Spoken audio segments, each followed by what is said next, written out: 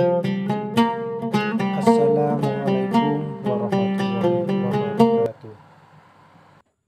Pernah ada orang hartanya itu habis karena ngobati ibunya. Terus datang ke saya, dia sumpek karena hartanya habis ngobati ibunya. Terus dia bilang, Gus, saya ini sekarang sudah miskin karena ibu saya sakit dan harta saya habis untuk ngobati ibu saya. Terus tak guyoni sama saya. Kon kepen pinter apa kepen goblok? Kepen pinter Gus. Ingin pinter apa ingin goblok? Katanya ingin pinter. Kalau ingin pinter bahasanya jangan gitu. Harta kamu itu masih di akhirat karena habis untuk ngobati ibu. Bayangkan kalau habis untuk maksiat itu habis betul. Terus dia mulai syukur. Alhamdulillah Gus, harta saya habis secara heroik karena untuk mengobati apa ibu. Sudah pinter dia. Akhirnya miskin sampai sekarang ya tetap pede saja karena masih punya tabungan di akhirat. Dan itu saya terinspirasi oleh ilmu juga. Jadi dulu Sayyidah Aisyah itu pernah nyimpan sepotong daging kambing, disimpan untuk dimakan beliau. Karena beliau mau iftar ya, mau buka atau apa. Singkat cerita, karena bawaan keluarga Nabi itu sakhok, ada orang minta dikasihkan. Suatu saat, akhirnya kan habis. Terus Nabi tanya, yang daging tadi di mana? Habis. Terus Nabi cara menjelaskan itu indah sekali. Harta kamu itu baju yang kamu pakai, nanti ya rusak. Yang kamu makan, nanti ya ke WC. Wa tasaddaqta fa abqaita. Memang di semua riwayat itu pakai dhamir mukhatab mudzakkar. Meskipun asal-usul riwayat itu untuk Sayyidah Aisyah. Karena untuk umum. Yang kamu sedekahkan tuh yang masih. Kamu jangan bilang kamu sedekahkan tuh yang habis. Yang kamu sedekahkan tuh yang masih. Misalnya saya punya uang 1 miliar misalnya. Terus pernah tak sedekahkan ke fakir miskin atau ke kiai atau ke pondok 1 juta. Itu yang mesti masih. Karena kadang di luar kekuasaan kita. Kadung lillahi ta'ala. Justru yang masih itu yang potensi nanti untuk hal-hal yang kurang positif. Semenjak itu orang sedekah itu begitu entengnya karena itu yang masih. Ya tapi tentu sarannya yang tepat ya. Saya sekarang sering kampanye sedekah tepat. Karena misalnya sering saya itu didatangi orang kaya. Sudah dapat gratisan gerutu. Gerutu itu geremeng. Nah ini kita sudah pakai buminya Allah itu gratis. Pakai airnya ya gratis. Pakai oksigen ya gratis. Kok masih gerutu, itu sudah jadi hamba yang nggak benar itu. Dibayangkan kalau kita pakai oksigen bayar, pakai buminya bayar, pakai airnya bayar semua, kayaknya kita tidak mampu membayar ya. Dan kita sama Allah hanya disuruh ikrar, disuruh sujud. Pentingnya ilmu satu bahwa itu akan menjadikan satu perilaku. Misalnya begini ya, dulu itu kiai-kiai Jawa zaman dulu itu berpatokan karena dulu pemerintahan Hindia Belanda, seorang lagi masih pemerintahan Hindia Belanda. Itu dalil yang sering diutarakan itu sebaik-baiknya umara itu yang datang ke ulama, terus sejelek-jeleknya ulama itu yang datang ke umara. Tapi semenjak pemerintahan Indonesia dan kemudian ditandai beberapa tokoh kayak Gus Wahid putra Ki Hasyim jadi Menteri Agama, ada Gus Wahib putra Ki Wahab juga jadi Menteri Agama, ada Ki Fathur Rahman keluarga Mbah Maimun, keluarga Sarang juga pernah jadi Menteri Agama. Kemudian bersamaan dengan itu dibangunlah satu pegangan ilmu. Pegangan ilmu ini penting karena ini yang mengilhami semua orang Islam, terutama ya utamanya ulamanya. Ada seorang ustadz, seorang guru ngaji yang karena melihat rata-rata penguasa itu zalim ya, datang ke Harun Ar-Rasyid. Ini perlu disemak, datang ke Khalifatullah atau Amirul Mukminin Harun Ar-Rasyid. Karena beliau seorang raja tentu terduga lah atau ya umumnya atau gimana lah istilahnya itu ya rata-rata ya agak seenaknya namanya raja, namanya penguasa. Ini dalam pikiran ustadz itu tidak mesti dalam fakta. Kemudian si ustadz itu matur, ya Amirul Mukminin inni nasihun lak famusyaddidun alaika fala tajidanna fi nafsika syai'an. Saya ini mau nasihati Anda, kemudian saya cara nasihati itu keras. Tolong jangan dimasukkan hati. Dia bilang famusyaddidun alaika. Saya nanti kalau nasihati itu keras sekali. Tolong dimaklumi, karena ini penting, karena Anda harus dinasihati secara keras. Tapi sebelum nasihat itu diutarakan, kata Harun Ar-Rasyid, karena beliau Bani Abbas dan beliau orang alim, termasuk muridnya Imam Malik. Kata Harun Ar-Rasyid, uskut, kamu diam Ustaz. Inna Allaha ta'ala arsala man huwa khairun minka ila man huwa syarrun minni. Wa ma'adhalika yakulu Allahu ta'ala faqula lahu qawlal layyinal la'allahu yatadzakkaru aw yakhsha. Jadi ini sekaligus etika dan norma ya bagi semua dai di Indonesia dan semua kita. Wahai Ustadz kamu diam. Allah Ta'ala itu ngutus orang yang lebih baik ketimbang kamu. yaitu Nabi Musa, ke orang yang lebih jelek ketimbang saya, yaitu ke Fir'aun. Itu saja harus pakai etika faqula lahu qawlan layyinan. Kamu harus ngomong yang halus. Jadi intinya ini Harun ar-Rasyid komplain. Kamu itu kalau jadi ustadz ngaji kira-kira gitu. Jadi betapa baiknya orang dulu memahami Quran. Jadi Quran itu dibaca, kemudian kita mungkin baca terus jadi cerita, mungkin ada yang baca jadi perilaku, ada yang baca kemudian itu mengilhami, membentuk. Nah kira-kira itulah yang membentuk kiai-kiai alim di NU, di beberapa pesantren maupun orang-orang alim di luar NU. Asal apa ya, ngajinya dan bacanya seperti kita, pasti seperti itu. Karena cara berpikir tadi. Sudah, jadi akhirnya si Ustadz tadi keluar dan minta maaf, anta a'lamu minni, ternyata engkau lebih alim ketimbang saya. Jadi kalimat famusyaddidun alika, saya akan keras cara memberi nasihat, itu yang diket, yang dipotong, yang dibatalkan atau yang diralat oleh Khalifatullah Harun ar-Rasyid. Yaitu dikatakan inna wuha ta'ala arsala man huwa khairun minka ila man huwa syarrun minni. Yaitu Allah mengutus orang yang lebih baik ketimbang kamu, yaitu Nabi Musa, ke orang yang lebih jelek ketimbang saya, yaitu Fir'aun. Itu pun harus faqula lahu qawlal layyinan. Cara berdakwah harus dengan kata-kata yang halus, yang lembut, yang indah. Dan dengan kata-kata itu diharapkan la'allahu yatadzakkaru aw yakhsha. Semoga yang didakwai menjadi ingat. Sehingga dengan kemampuan ilmiah seperti ini menjadi pegangan bersama bahwa kita sebagai dai atau sebagai tetangga atau sebagai sama-sama warga Indonesia, bawaan kita memang harus faqula lahu qawlan layyinan la'allahu yatadzakkaru aw yakhsha. Kemudian dalam disiplin ilmu yang lain, halus itu tidak kuat. Angin itu ya halus, tapi kalau di manage itu jadi kekuatan yang dahsyat. Begitu juga air dan sebagainya. Sehingga tidak perlu khawatir terus kalau dakwah halus itu tidak punya efek yang signifikan. Tidak juga. Allah Ta'ala itu pengelola angin. Angin itu kekuatannya dahsyat. Sehingga Nabi Sulaiman dikasih kekuatan angin dan bisa terbang kemana-mana. Kemudian sekarang jadi teknologi yang banyak memanfaatkan angin. Mulai rem, mulai apa saja. Sehingga dari cerita saya ini kemudian terus kiai-kiai itu membentuk dakwah termasuk di ekonomi dengan cara yang rileks. Nah cara rileks itu satu tentu dimulai dengan ilmu. Misalnya begini, saya beri contoh. Ketika ada orang melafadzkan kalimat la ilaha illallah, tiada Tuhan selain Allah. Kemudian kalimat ini mungkin kalau orang NU baca itu rutin ya, karena kiainya kelamaan ya yang ikut sambil tidur ya. Kalau tahlil itu disebut kiai tertentu itu mesti yang belakang wah suwi itu kalau kiai itu lama itu. Nah kiainya juga karena jadi lakon ya kan lebih semangat karena pegang mic. Biasanya gitu di NU itu. Kalau khotib mesti semangat karena yang pegang mic, yang dengerin mesti ngantuk karena monoton itu. Karena yang mendengerin sudah tahu pasti nyuruh baik meninggalkan yang jelek. Jadi ilmunya sudah disimpulkan dulu. Setiap yang tidur di masjid mesti tak tanya kenapa tidur. Ilmunya tidak ada perkembangan, Gus, nyuruh yang baik meninggalkan yang jelek. Tapi kalau ilmunya agak ada perubahan kan dengar semua pasti nyuruh yang jelek meninggalkan yang baik. Karena watak manusia itu agak-agak suka fitnah, itu suka geger. Tapi kalau monoton itu mesti enggak itu. Tapi yang menjadi pegangan kita, saya ulang lagi, itu ilmu dulu. Saya ulang lagi itu ilmu dulu. Saya berkali-kali menyontohkan, kalau ada orang kafir, orang yang tidak bersyahadat 70 tahun, kemudian dia bersyahadat sekali saja di akhir hayatnya. Itu kata Allah, qulil ladzina kafaru iyantahu yughfar lahum ma qad salaf. Katakan ke mereka yang kafir, jika dia mau bersyahadat, itu masa lalunya diampuni semua. Sehingga kedahsyatan kalimat ini luar biasa. Orang yang kafir 70 tahun saja, barokahnya la ilaha illallah ini, dosanya bisa diampuni semua. Nah kemudian karena ilmu ini tidak begitu populer atau kurang dipopulerkan, atau kita sendiri kurang menghayati, sehingga la ilaha illallah itu lebih dianalisis cara lafadz ini, pelafatannya ada sanadnya enggak ya.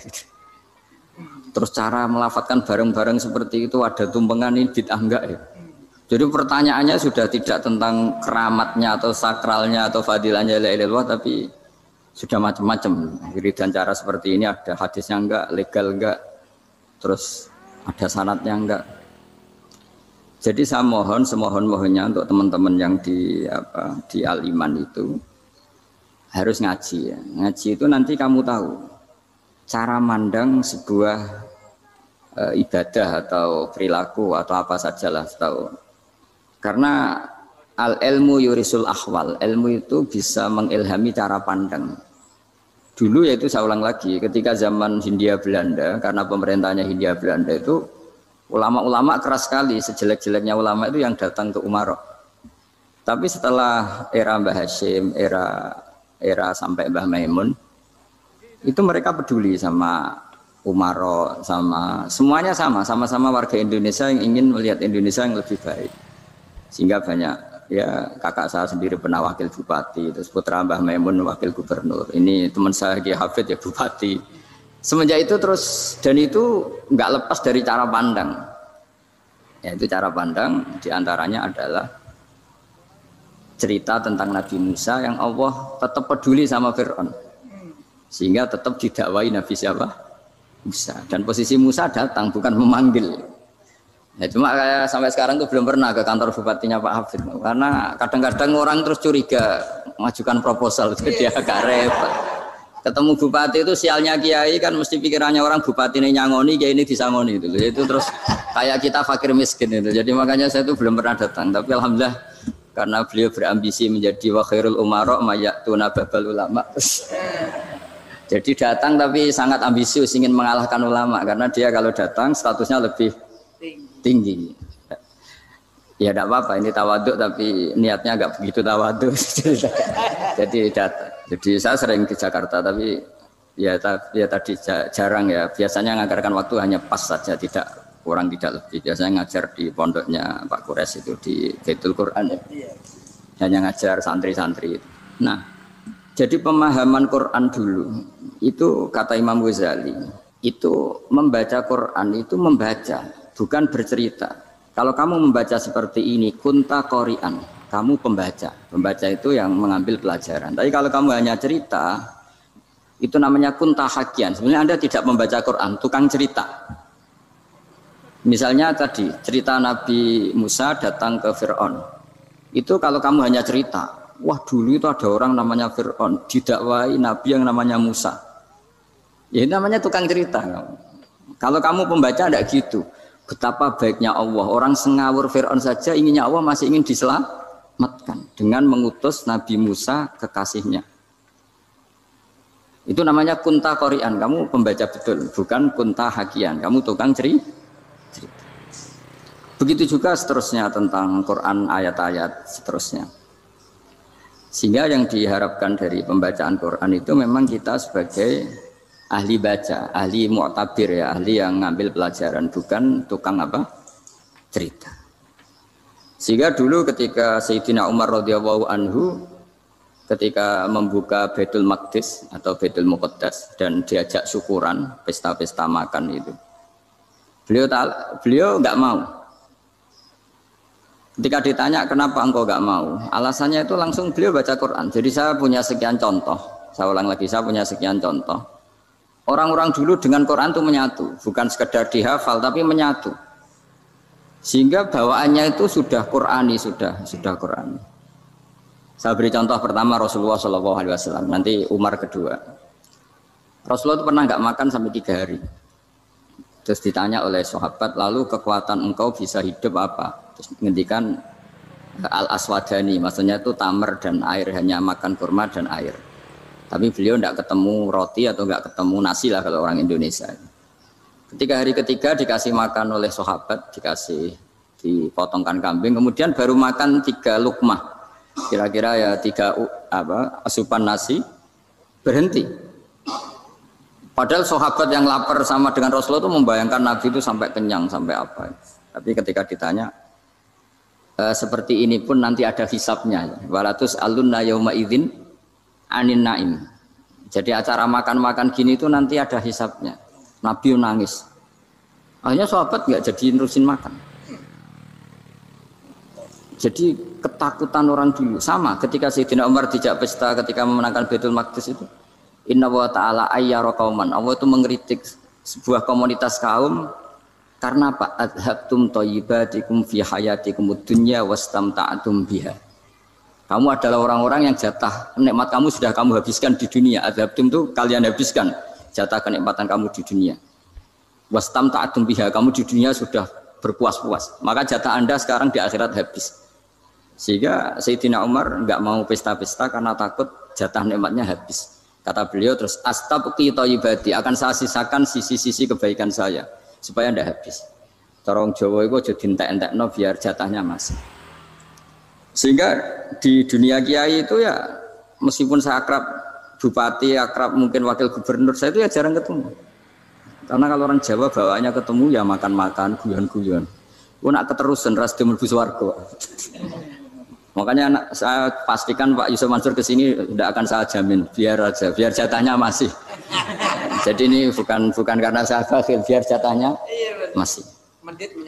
Ya, jadi itu ilmunya kiai. Nah, efek dari ilmu ini dahsyat. Kalau Anda berpikir tentang nasib Anda di akhirat, nanti bawaannya juga tidak akan mudah menyalahkan orang lain, tidak akan menghakimi orang lain karena sibuk dengan dirinya sendiri, tapi tidak dengan makna egois, tapi makna orang baik itu siapa? Orang yang sibuk dengan aib pada dirinya, dengan kekurangan pada dirinya, saking sibuknya mikir aibnya sendiri, tidak sempat mengoreksi aibnya orang lain. Itu awal ilmu. Ilmu itu tidak dimulai dari larangan. Kalau larangan karuan, tidak termasuk ahli surga, orang yang suka mengadu domba, tidak termasuk orang baik yang cari kesalahan orang lain. Itu namanya pelarangan.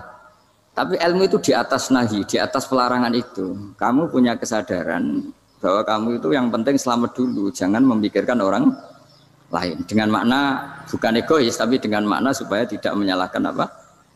Orang lain. Nah, saya termasuk ya boleh dikatakan kiai lah, yang paling fanatik bahwa semuanya itu harus dimulai dari ilmu. Ya saya ulang lagi, dimulai dari ilmu. Nah, dari sini kemudian saya berharap Indonesia menjadi damai, menjadi baik. Itu bukan karena kita baik-baik banget, ya tidak mungkin kita ada nabi, tapi karena sudah sibuk dengan memikirkan kesalahan diri sendiri. Sehingga misalnya kita baca Quran, Rabbana dzalamna anfusana, lalu kita langsung ingat betapa hubungan kita dengan Allah itu harus ikrar dulu, merasa zalim dulu, merasa salah dulu. Nah, kalau semua orang merasa salah di depan Allah itu mesti bawaannya enggak mudah menyalahkan orang lain, karena kita bilang Rabbana dzalamna anfusana. Nah, itulah ilmu-ilmu yang mungkin banyak pembaca Quran tapi hanya baca, atau kalau baca ini tok disebut al-haqi, ahli cerita. Yang dibutuhkan tuh al-qari, pembaca kemudian mu'tabir, kemudian mau beriktibar. Seperti yang dilakukan tadi Harun ar-Rasyid tadi. Inna wa ta'ala arsala man huwa khairun minka ila man huwa syarrun minni. Wa ma'adzalika yaqulu wa ta'ala faqula lahu qaulal layyin. Ini kamu tidak usah memaksakan musyaddid keras sama saya, karena Allah Ta'ala telah mengutus orang lebih baik ketimbang kamu, yaitu Nabi Musa, ke orang yang lebih jelek ketimbang saya, yaitu Fir'aun. Itu saja harus beretika, faqula lahu qaulal layyin la'allahu yatadzakkaru aw yakhsha.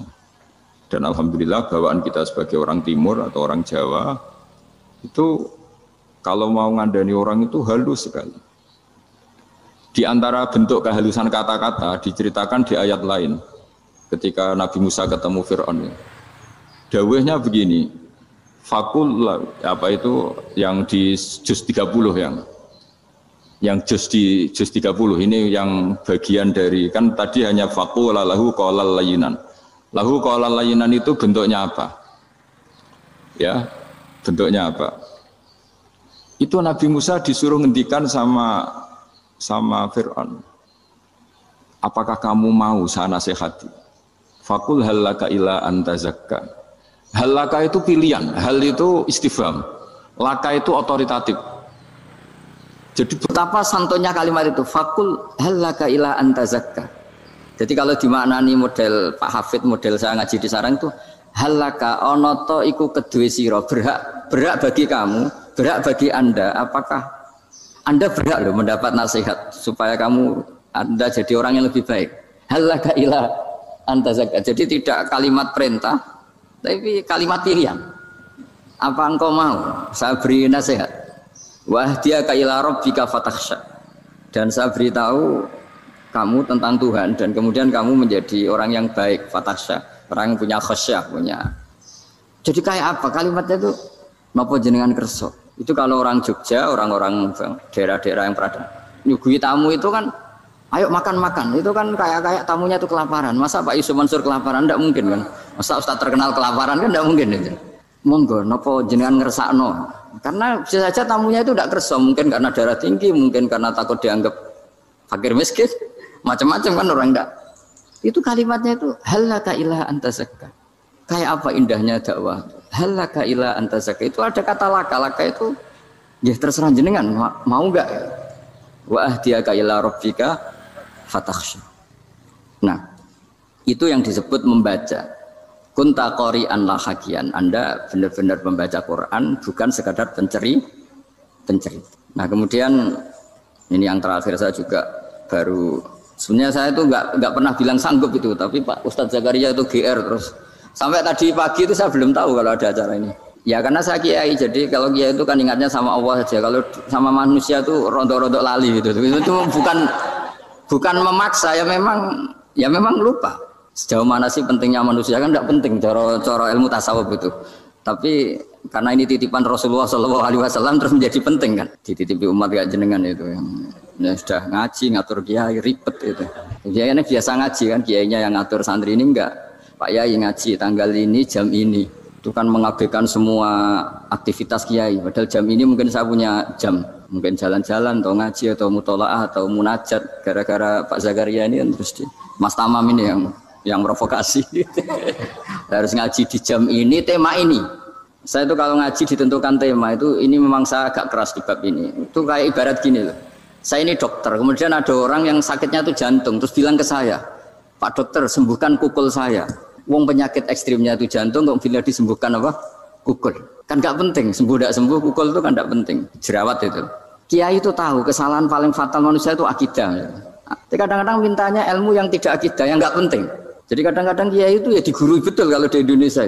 Misalnya ini tidak nyindir loh, memang marah betul kalau di bab-bab seperti ini. Tapi ini biar jadi ilmu masif, ilmu yang general. Saya ulang lagi ya, Anda jadi dokter, tahu pasien Anda ini penyakit jantung kronis atau sudah fatal lah sudah. Terus orang itu bilang, Pak Yai, itu Pak dokter, tolong obati kulit saya supaya tidak jerawatan. Kamu bilang ini orang aneh enggak? Aneh kan? Nah, kiai juga gitu. Saya sering itu ada orang mau haji gitu, Gus doain saya jadi haji mabrur. Pernah belajar haji Pak? Dereng. Mungkin enggak orang belum belajar nyupir terus kemudian minta didoain, Gus saya mau nyupir doain selamat. Nyupir aja enggak bisa kok minta doa selamat. Harusnya urutannya kan belajar dulu baru minta doa. Tapi kali ini Aliman bener ngajaknya akidah dulu, ahli sunnah kan. Nah itu bener karena akidah itu hal yang prinsip memang harus. Kalau kebetulan enggak bener taruh visi betul. Untungnya kok temanya bener.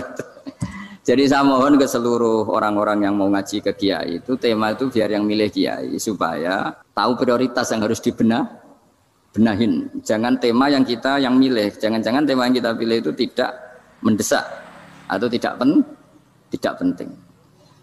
Ini bukan apa-apa, ini saking ingin baik saya ya, keinginan baik saya supaya dulu zaman sahabat ya gitu. Kalau ada pertanyaan salah sama Nabi dibenerin, cuma Nabi terlalu bijak. Cara benerin tuh enak. Kalau saya karena tidak Nabi saja ya agak-agak kasar kan. Kalau tidak Nabi tidak wajib bener terus. Yang wajib bener terus itu Nabi. Saya beri contoh. Ya. Nabi itu ngendikan tentang kiamat. Kiamat itu dahsyat, mengerikan gini-gini. Kalau pikirannya orang kampung itu begini. Nabi ini aneh. Cerita kiamat dahsyat tapi nggak ada tanggalnya, nggak ada tahunnya. Harusnya ada dong biar kita bisa persiapan. Sehingga Nabi disomasi di tengah-tengah khutbah itu, ya Rasulullah mata sa'ah. Nah, karena ini orang Bedui, Nabi nggak dengerin, masih ulang lagi. Mata sa'ah ya Rasulullah. Ketika Nabi mengabaikan itu ada dua kelompok sahabat, yang satu bilang lam yasma, Nabi tidak dengar sehingga mengabaikan. Yang kedua bilang sami'a wa kariha, Nabi sebenarnya mendengar tapi tidak berkenan. Tapi diulang lagi ketiganya, ya Rasulullah mata sa'ah. Akhirnya Nabi jawab, mau tidak mau, karena kalau enggak ya namanya orang Bedui ngomong terus. Nabi balik tanya, ya karena cara berpikir dia kalau kiamat itu jelas kapannya kan bisa persiapan itu. Paling enggak pas mau kiamat terus pas ngaji Quran apa kan bisa persiapan itu. Akhirnya Nabi balik tanya, ma'at tatalah. Kalau kamu berani tanya kiamat, lalu persiapan kamu apa?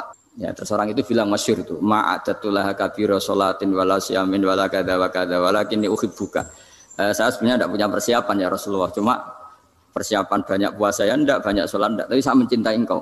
Masyhur itu jadi hadis paling legenda, almar'u ma'aman ahabba. Sebagian disebut anta ma'aman ahbabta. Ini kata semua sahabat yang di masjid. Si Bedui ini orang paling dibenci sahabat karena mengganggu Nabi saat khutbah. Tapi akhirnya ini menjadi orang paling dicintai sahabat karena barokahnya itu hadis itu keluar secara terbuka. Almar'u ma'aman ahabba. Sebagian riwayat yuhsyarul mar'u ma'aman ahabba. Nanti orang akan sowan sama Allah bersama orang yang mereka cintai. Terus sahabat-sahabat fama farihu ba'dal Islam farahahum biadal hadis. Mereka tidak pernah senang setelah masuk Islam sesenang hadis ini. Karena kita tidak perlu soleh-soleh banget, cukup menyintai orang apa? Soleh gitu. Makanya saya sekali bilang itu ya, kadang-kadang saya jadi orang alim itu ya rugi. Ruginya tadi. Misalnya untuk menjadi orang alim kan harus hafal Quran, ngaji Bukhari, Muslim, Ikhya. Ternyata pengumuman kedua orang nggak bisa apa-apa. Gelombang kedua para pecinta, waduh, itu kan repot ya. Jadi kita yang jadi orang alim susahnya bukan main. Ternyata disaingi pengumuman kedua dan para pecintanya. Wah itu kan. Akhirnya ketemu orang-orang nggak jelas tadi. Nah itu ya termasuk farah dalam Islam, farhatul aibin. Jadi senang itu di Islam itu ibadah. Ya, kul bi fadlillah wa bi rahmati fa bidzalika falyafrahu. Senang itu diperintahkan Allah. Saya itu sering di kamar, kadang itu nyun sewu kayak gatelan gitu, apa itu. Ya agak kukur-kukur terus merengut saja malu. Malu saya itu dilihat Allah kok kayak agak ridho itu malu. Ya kayak tadi lah, kamu dikasih rumah gratis, kemudian pas yang ngasih datang kamu kelihatan cemberut, itu yang ngasih kan mangkel. Jadi dikasih gratis masih cemberut. Sama hubungan kita dengan Allah itu semuanya dikasih gratis. Makanya tabassum, senyum itu ibadah. Kita yang nekuni ilmu hadis. Betapa hebatnya Nabi ngendikan, kalau kamu tidak bisa ibadah yang berat-berat, cukup ibadah senyum. Kadang ngendikan tol qati wajhin, kamu cukup berwajah yang indah, yang menyenangkan. Tabassum, senyum. Kalau kamu tidak bisa membalas jasanya orang yang ngasih, minimal kamu senyum, minimal kamu kelihatan senang. Gitu. Makanya senang itu sudah ibadah. Dan sekarang orang untuk senang aja susah. Karena bawaannya nuntut orang lain supaya kayak keinginan dia, bawaannya nuntut, ribet, kalau gitu ya ribet. Makanya saya bilang al ilmu yurisul ahwal, ilmu itu diperkuat. Nanti yurisul ahwal, ilmu itu akan membentuk Anda. Dulu beberapa raja itu ya mau luhur karena jadi raja, punya apa saja. Tapi punya penasihat ulama, itu nasihat itu sederhana. Ada seorang raja tanya ke kiai, gimana dengan semua kerajaan saya? Wah, padahal dia punya apa saja. Jenengan miskin sekali, itu kerajaan seluas ini. Kok bisa aja? Terus ditanya sama si ulama tadi. Andaikan Anda di padang pasir, kemudian kalau tidak minum segelas air itu mati. Apakah Anda akan membeli segelas air ini dengan semua kerajaan Anda? Oh iya, pasti apapun saya lakukan untuk mendapat satu gelas air. Terus la tafrah bimulkin la yusawi syarbatamain. Kamu jangan bangga dengan kerajaan yang nilainya itu enggak sebanding dengan segelas apa? Air. Akhirnya raja itu mikir, saya tidak jadi raja bisa hidup. Tapi kalau enggak minum air mati. Berarti penting satu gelas air. Akhirnya lama-kelamaan ini anggap kerajaan itu biasa. Ternyata enggak sepenting segelas air. Ya seperti kita lah, misalnya orang enggak punya alpat itu enggak malu. Tapi kalau nggak punya celana itu malu. Kamu mau punya alpat tapi nggak punya celana? Kan nggak mau. Yaitu ilmu. Ilmu itu yurisul akhwal. Ilmu akan melahirkan satu perilaku. Jadi kalau ilmu Anda mantap, pasti syukurnya juga mantap. Gitu. Ya makanya saya termasuk kiai yang selalu mendorong pentingnya ilmu. Bahkan kata Sufyan Ats-Tsauri ngendikan saking pentingnya ilmu ada kata fa'lam annahu la ilaha illallah. Dimulai kata fa'lam. Dan saking pentingnya ilmu itu setiap nabi itu status permanennya itu hanya satu, mengajar. Rabbana wab'ats fihim rasulam minhum yatlu 'alaihim ayatik, membacakan ayat-ayat Allah sampai wa yu'allimuhumul kitab, mengajarkan kitab wal hikmah. Bahkan Allah sendiri wasofa dzatahul 'aliyah bi annahu al-muallim. Yaitu Allah ngendikan Ar-Rahmanu 'allamal Qur'an. Jadi betapa hebatnya pengajar. Allah sendiri mensifati dirinya itu Ar-Rahmanu 'allamal Qur'an. Allah itu Maha Rahman yang mengajarkan Quran. Di surat Iqra juga disebutkan Iqra wa rabbukal akram alladzi 'allama bil qalam. Jadi Allah mensifati dirinya sebagai pengajar. Kayak apa pentingnya mengajar? Karena al-ilmu yurisul ahwal. Ilmu ini melahirkan satu sikap. Pernah ada orang hartanya itu habis karena ngobati ibunya. Terus datang ke saya, dia sumpek karena hartanya habis ngobati ibunya. Terus dia bilang, Gus, saya ini sekarang sudah miskin karena ibu saya sakit dan harta saya habis untuk ngobati ibu saya. Terus tak guyon nih sama saya. Kon kepen pinter apa kepen goblok? Kepen pinter Gus. Ingin pinter apa ingin goblok? Katanya ingin pinter. Kalau ingin pinter bahasanya jangan gitu. Harta kamu itu masih di akhirat karena habis untuk ngobati ibu. Bayangkan kalau habis untuk maksiat itu habis betul. Terus dia mulai syukur. Alhamdulillah Gus. Harta saya habis secara heroik karena untuk mengobati apa ibu. Sudah pinter dia. Akhirnya miskin sampai sekarang ya tetap pede saja karena masih punya tabungan di akhirat. Dan itu saya terinspirasi oleh ilmu juga. Jadi dulu Sayyidah Aisyah itu pernah nyimpan sepotong daging kambing. Disimpan untuk dimakan beliau. Karena beliau mau iftar ya, mau buka atau apa. Singkat cerita, karena bawaan keluarga Nabi itu sakhok, ada orang minta dikasihkan. Suatu saat akhirnya kan habis, terus Nabi tanya, yang daging tadi di mana? Habis. Terus Nabi cara menjelaskan itu indah sekali. Harta kamu itu baju yang kamu pakai, nanti ya rusak. Yang kamu makan, nanti ya ke WC. Wa tasaddaqta fa abqaita. Memang di semua riwayat itu pakai dhamir mukhatab mudzakkar. Meskipun asal-usul riwayat itu untuk Sayyidah Aisyah. Karena untuk umum. Yang kamu sedekahkan tuh yang masih. Kamu jangan bilang kamu sedekahkan tuh yang habis. Yang kamu sedekahkan tuh yang masih. Misalnya saya punya uang 1 miliar misalnya. Terus pernah tak sedekahkan ke fakir miskin atau ke kiai atau ke pondok 100 juta. Itu yang mesti masih. Karena kadung di luar kekuasaan kita. Kadung lillahi ta'ala. Justru yang masih itu yang potensi nanti untuk hal-hal yang kurang positif. Semenjak itu orang sedekah itu begitu entengnya. Karena itu yang masih. Ya tapi tentu sarannya yang tepat ya. Saya sekarang sering kampanye sedekah tepat. Karena misalnya sering saya itu didatangi orang kaya. Gus, saya ini punya uang banyak, ingin punya masjid biar dipakai orang Jumatan. Terus saya bilang, kamu ingin jadi orang baik betul apa baik versi Anda? Baik betul Gus. Tak ajarin mau, gak tersinggung, mau Gus. Kalau Anda bikin masjid di kampung Anda, masjid terbaik di dunia sekalipun, yang bingung saya ahli fikih. Kok bisa? Kan terjadi 2 Jumatan, nanti sahnya yang mana? Kamu enak aja bikin masjid, kamu bikin masalah baru bagi kiai fikih di daerah kamu. Belum nanti orang terus migrasi ke masjid Anda karena lebih baik, koriknya lebih baik. Kamu membunuh masjid yang lebih tua, itu nggak sopan sekali, masjid itu sudah lebih tua kamu. Akhirnya mikir, nggak usah Gus kalau gitu, sedekah apa saja, yang penting perintah jenengan gimana. Ya sudah. Jadi sedekah itu juga harus dibina supaya kalau orang kan bisa saja kan uang 100 juta itu untuk fakir miskin manfaat, ternyata untuk masjid yang sifatnya aksesoris, untuk lampu yang kristal yang mahal-mahal bukan yang pokok. Nah, itu pentingnya ngaji ya. Jadi lagi-lagi al-ilmu yurisul ahwal. Ilmu itu melahirkan satu sikap.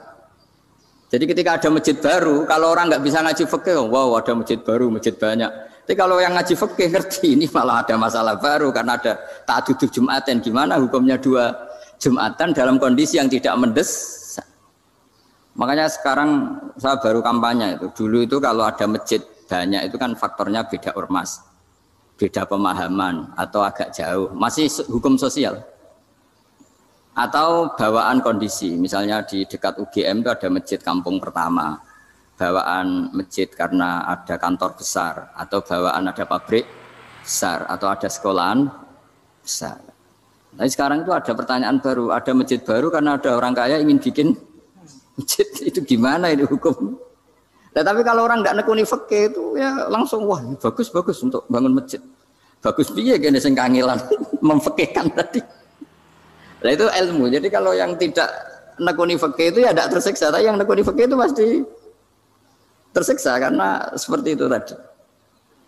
Ya jadi saya mohon di antara cara kita dakwah secara damai itu dimulai dari Rabbana Zolamna Anfusana. Itu dipakai Nabi, di redaksinya diganti dengan makna supaya kita per individu matur Allah apa ini zulam tu nafsi zulman kabiron katsiran. Nah, bawaannya orang mengaku zalim, mengaku salah itu kan sudah tidak sempat mikir salahnya orang apa lain. Dan dari sini kemudian dia jadi orang yang tawadhu, yang ubudiyah, yang macam-macam. Sehingga Nabi itu bukan dianggap ya, pasti penjelas terbaik. Terus Allah meredaksikan wa ma tuqaddimu li anfusikum min khairin tajiduhu indallah. Apa saja kebaikan yang kamu sudah berikan untuk Allah sampai akhirat itu ya pasti kamu temukan di akhirat. Terus yang terakhir saya beri contoh orang peminta-minta, sa'il. Itu Sayyid Ali Zainal Abidin kalau ada orang minta-minta terus dikasih, misalnya dikasih ya 100.000 atau 50.000 atau 10.000 sesuai kemampuan yang memberi, itu marhaban biman hamala zadi ilal akhirah. Saya terima kasih ya, gara-gara kamu minta uang saya jelas sudah sampai akhirat. Coba kalau di rumah bisa saja untuk hal yang tidak positif. Jadi bawaannya itu cara pandang itu rubah. Jadi sebenarnya kalau kita ngasih uang di masjid, ngasih kiai atau ngasih fakir miskin, ya uang itu yang masih, bukan yang habis. Itu watasodak kata fa'abqaita, yang kamu berikan itu hakikatnya yang masih. Karena sudah ada kamu otak-atik lagi, makanya disebut wakaf. Sebenarnya wakaf itu dulu secara makna lughat, saya ulangi secara lughat. Maknanya itu sudah berhenti, wakafun maknanya berhenti.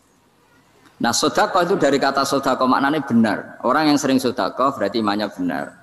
Orang yang uang sudah diberikan berarti dia sudah terputus, wakaf berhenti dari hubungannya dengan dia. Sudah dikasihkan berarti selesai. Sehingga wakaf dan sedekah itu sebenarnya maknanya saling melengkapi. Kemudian orang-orang fikih karena ada disiplin ilmu tertentu, wakaf itu untuk sedekah yang permanen, yang abadi, kemudian sedekah untuk infak. Tapi itu kan hanya istilah-istilah dalam disiplin ilmu. Sebetulnya kalau pakai ilmu yang umum, sedekah ya bisa disebut wakaf, wakaf ya bisa disebut apa? Sedekah. Karena maknanya sedekah itu wakaf. Wakaf itu apa? Qat'u raqabatil malik an hadal mal atau an malih. Hubungan pemilik harta ini terputus dari harta itu. Jadi misalnya saya sudah wakaf tanah ini ke masjid, sudah diterima. Mbok saya kepikiran gadekan atau menjual sudah tidak bisa, sudah berhenti di situ saja hubungan saya dengan kepemilikan harta itu. Makanya disebut apa? Wakaf. Dan kalau saya wakaf berarti menunjukkan kebenaran iman saya karena sudah menafkahkan sebagian harta untuk Allah Ta'ala. Itu sodak. Makanya bahasa Arab itu gampang ya, kalau sodaqah. Orang kalau bayar mahar disebut sodak karena menunjukkan cintanya. Teman yang setia disebut sodik karena ya benar dalam berteman. Abu Bakar disebut as-siddiq karena sangat membenarkan kanjeng Nabi dan seterusnya dan seterusnya. Jadi begini ya, kalau dalam fikih Islam, misalnya ini ada di beberapa literatur fikih, di semua fikih, baik mazhab Syafi'i, Hanafi, Hambali, di semua kitab fikih. Misalnya ada orang mau masuk Islam, terus konsultasi sama ustadz atau sama kiai, Pak saya mau masuk Islam, kamu nggak boleh ngambil sikap monggo ngeteh dulu, tidak boleh. Atau apalagi jajak ngobrol dulu, karena 5 menit kita mempersilahkan ngopi dulu itu artinya dianggap kita membiarkan dia dalam keadaan kafir 5 menit dan kita dianggap ikut tanggung jawab.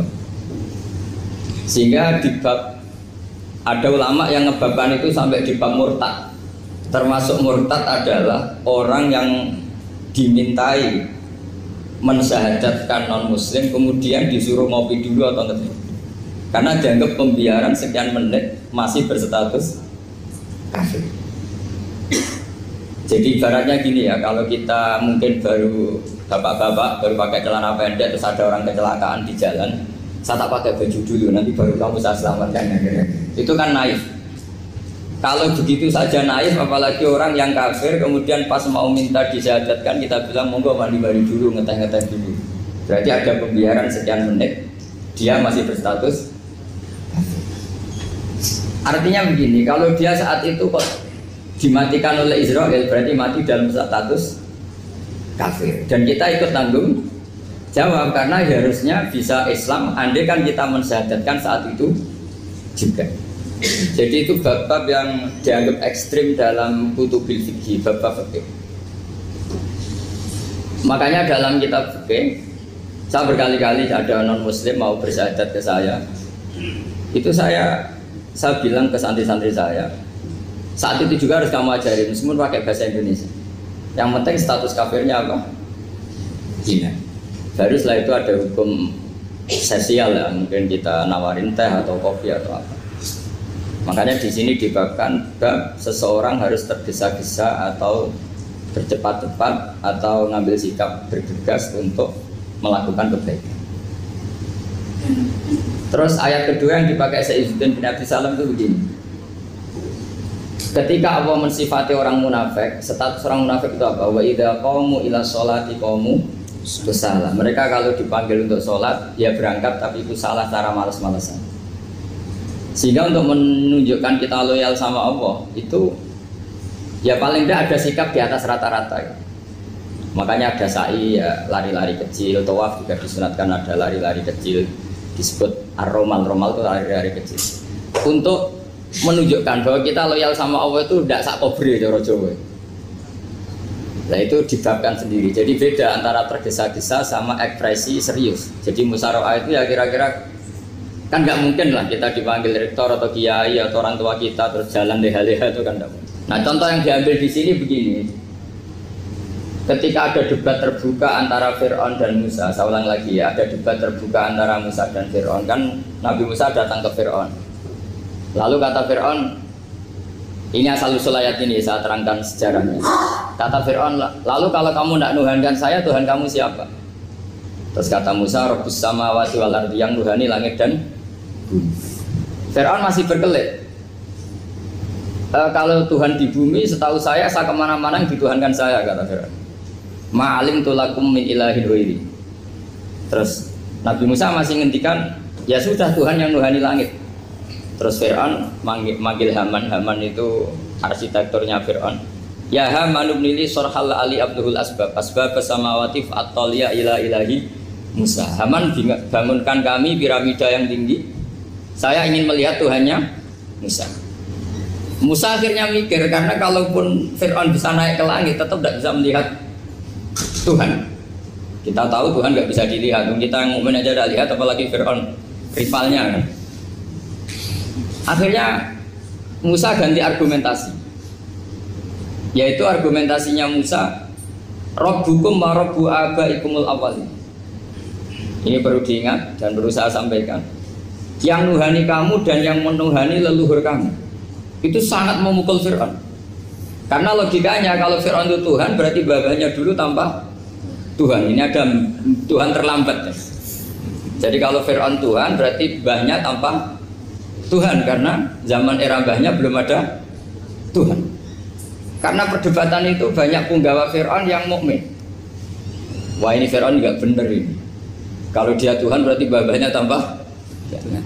Karena kalau iman itu akan diadili, akan dieksekusi, maka orang ini berstatus rajulun mukminum min ali fir'auna yaktum imanah. Maka di Quran diterangkan wa qala rajulun mukminum min ali fir'auna yaktumu imanah. Ada seseorang yang iman tapi menyembunyikan iman.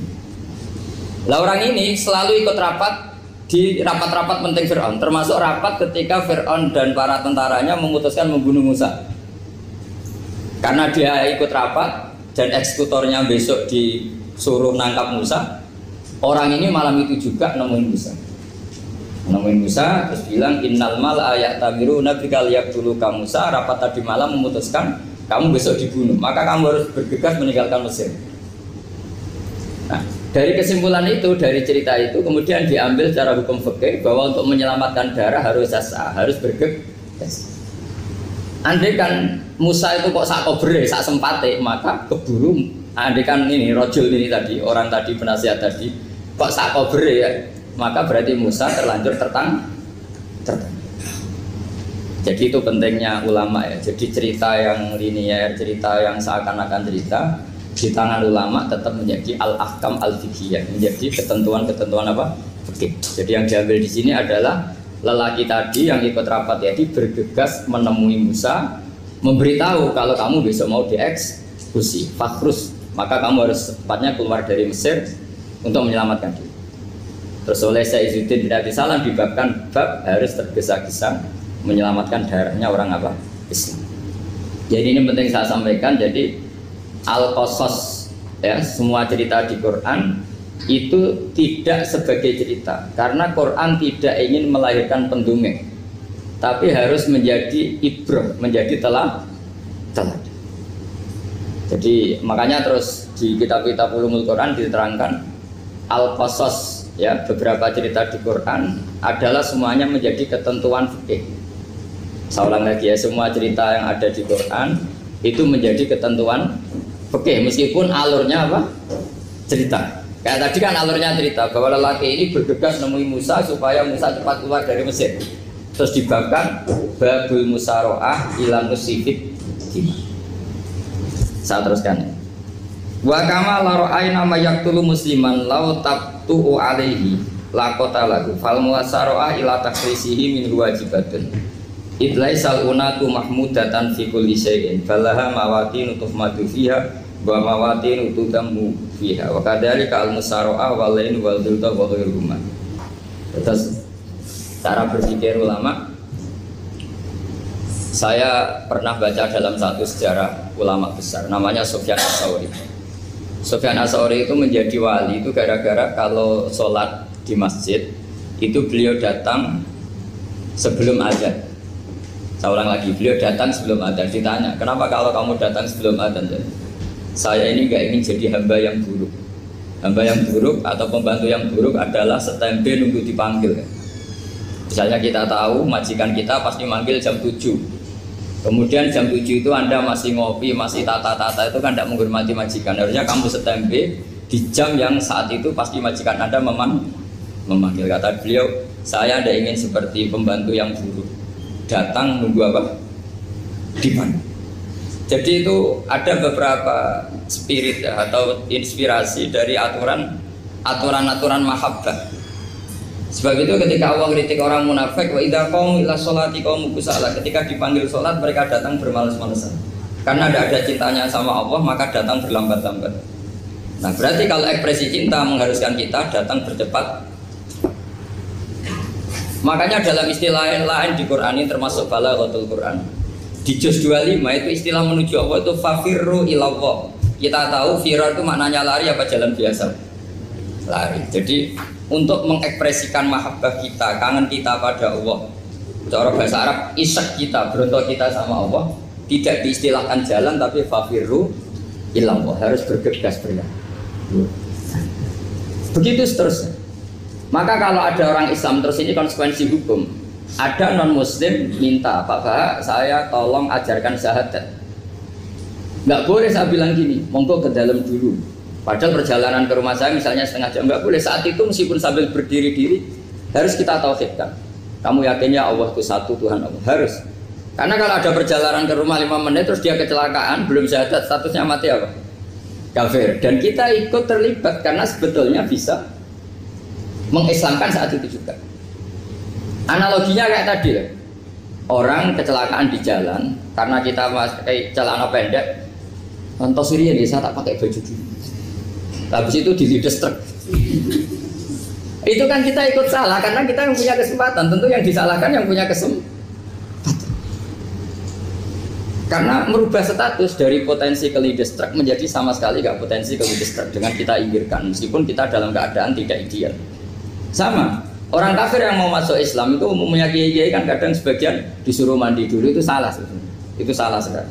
Sangat salah, apalagi nunggu seremonial di masjid, nunggal toko-toko, itu bujutnya salah. Itu gak cuma salah, bujutnya salah. Jadi salah yang akut. Itu salah besar. Kalau seremonial monggo, tapi kalau mengislamkannya harus saat itu. Apalagi seremonial seminggu lagi nunggu tokoh terkenal, nunggu disyuting dulu, wah itu perilaku so, itu bukan mengislamkan itu. Makanya kita yang sebagai peneliti fikih itu kadang itu enggak srek gitu.